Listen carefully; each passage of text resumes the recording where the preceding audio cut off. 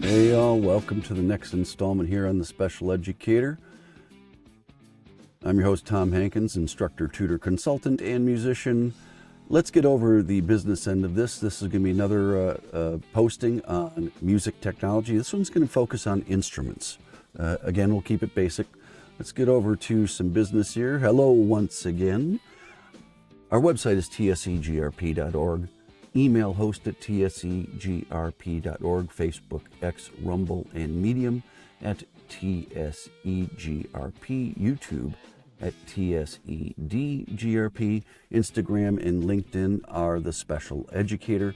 My icons down at the bottom are asking you to like, comment, save, share, follow, and subscribe as you would please, and thank you.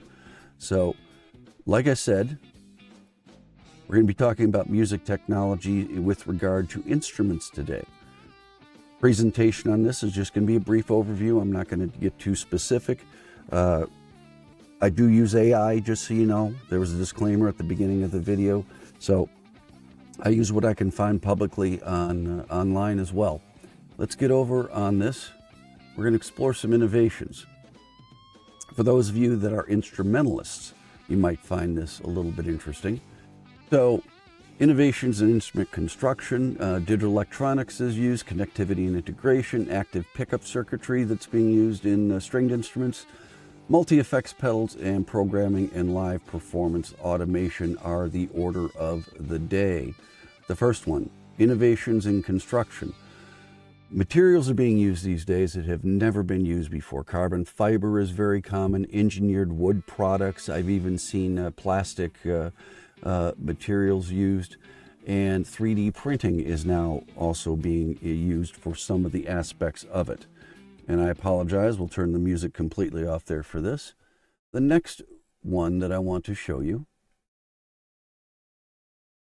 is the designs.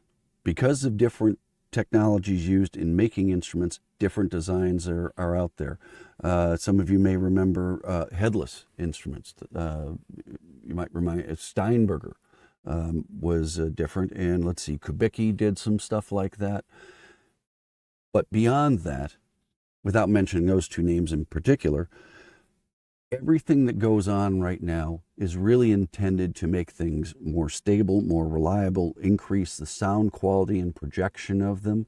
So everything is good.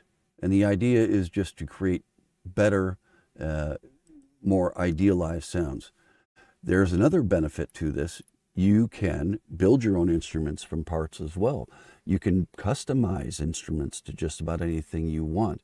That is just there to make you play more to how you want to feel, to personalize. And then you also have versatile sound options when it comes to pickup configurations and filters and electronics built in. Next one is getting into the digital electronics that are in these instruments these days. Whether it's keyboards, whether it's mixers, whether it's stringed instruments, it does not matter. Advanced sound manipulation is now possible. You also get performance enhancement and areas to get creative with music out there. It's no longer just a couple of pedals and a wah pedal and things like that. Things have gotten far more sophisticated. Now, when it comes to sampling and synthesizers, right now the technology is taken off just like with computers, because technically they are computers. The sampling technology and the sound synthesis is enormous these days.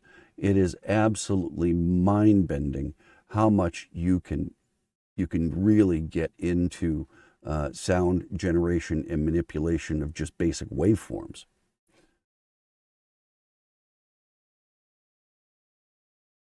Now, digital interfaces and MIDI.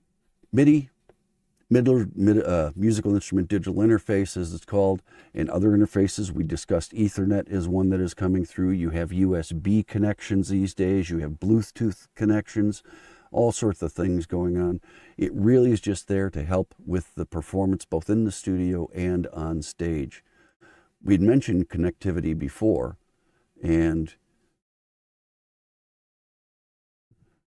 wireless connectivity is really just trying to cut the cord, freedom to move around, and there's all sorts of stuff out there. I'm not going to get into favorites, but there's a lot of digital stuff out there that it really does work well at keeping the sound quality preserved. So you can network instruments. Now again, be it on stage or off stage. Nowadays, most of your digital audio workstations you get to have the ability to share files and information and work through common platforms. On stage, everything can be connected, and nowadays most of the large live productions, everything is connected and it's all time coded to give you the best experience. So it's there for us to have and just use.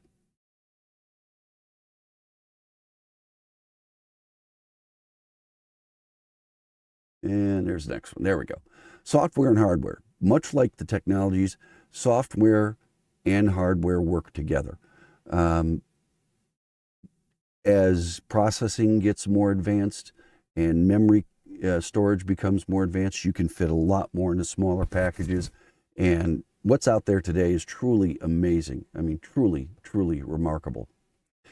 Next, I want to talk to something that's more personal to me because I do play a stringed instrument, and all of my instruments do have active electronics in them. So active electronics, the big benefit is better signal output, clearer sound quality, and they're getting very popular amongst musicians just to get that enhanced quality of sound and flexibility in tonal control.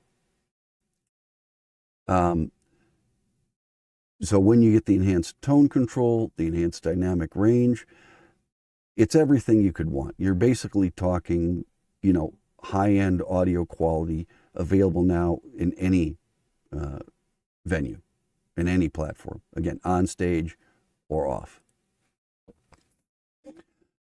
So really what it boils down to is convenience and manipulability. In other words, you can enhance it, you can shape the sound any way you want.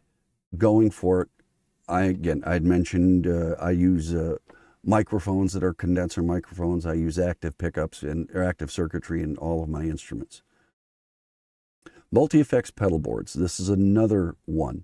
Now, we're not talking the traditional stuff. Now, most of you are going to remember stuff in the next photo, but the whole idea is there's analog effects units, digital multi-effects units, and the whole idea is to switch over to things that are going to have, again, better sound quality, more flexibility, and more ease of use. Now, a lot of you remember pedal boards like this. Now, some of these you'll see up are multi-foot pedals, some of our individual functions, but basically you can program, you can have real-time controls, and looping is now something quite possible with ease. On stage, you can create from scratch in a live performance.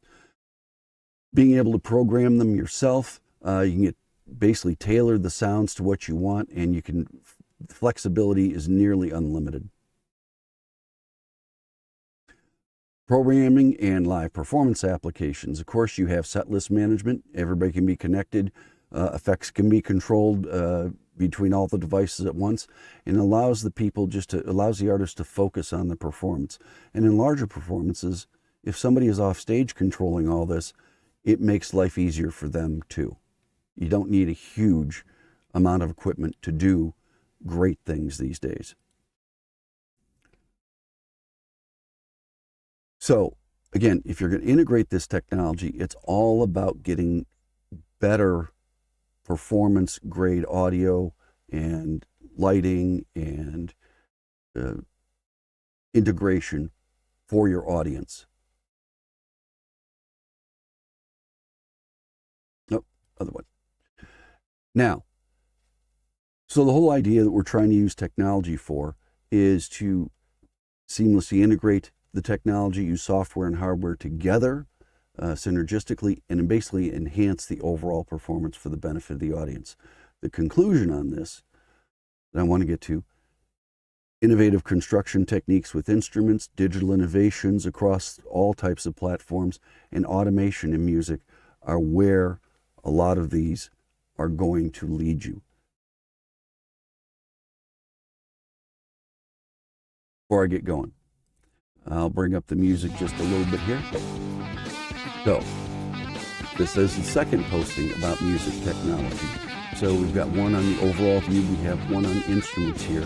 I'm going to do another one on more specific technology. I'll do one on the microphones, for example, because I did mention condenser microphones, and I'll do another one on instruments because those are the two things I use most as a vocalist and bassist. I'll do separate videos on those coming up as well, just so you can see what's going on. Anyway, once again, I'm Tom Hankins, instructor, tutor, consultant, and musician, chief cook and bottle washer here at the Special Educator. One last time for our business. TSEGRP.org is the website. Host at TSEGRP.org is our email, Facebook, X, and Rumble, as well as medium.com at TSEGRP, YouTube at TSEBGRP, and then you have Instagram and LinkedIn are the Special Educator. Until next time, peace, love, hope all is well. Take care, folks.